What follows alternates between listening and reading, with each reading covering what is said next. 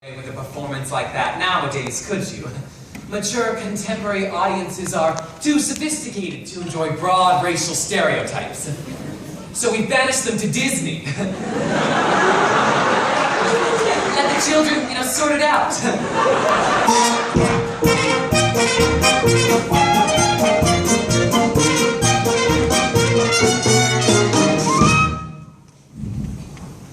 Underling.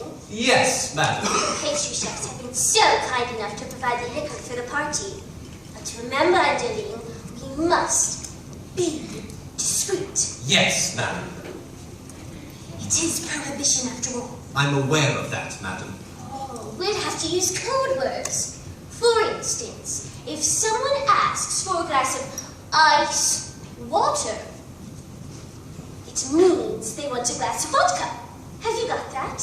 Yes, madam.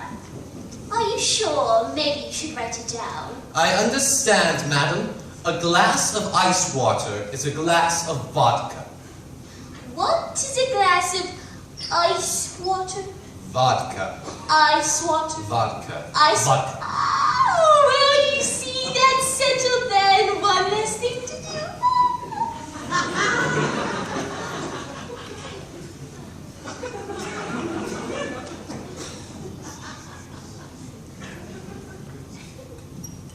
Underling, might you please have a glass of ice water? Found our meeting with the pastry chefs rather trying and would enjoy a glass of refreshing ice water.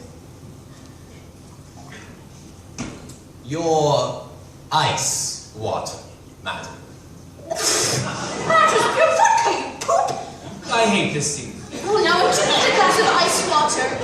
A glass of ice water, madam? Yes, ice water. Are you going deaf? Would that I were. You can see where this is going, can't you? It's really just a series of spit takes. Your ice water, madam. That is your vodka, you poop! In some ways, the Drowsy Chaperone was quite progressive.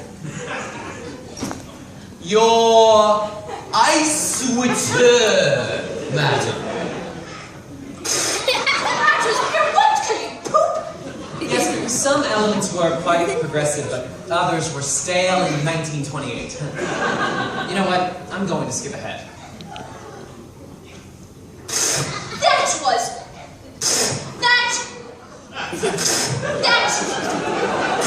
You poop! Where do you think you're going? To find some lime juice, madam. Lime juice? For heaven's sakes, why? I'm going to wring out my eyebrows and make myself a gimlet.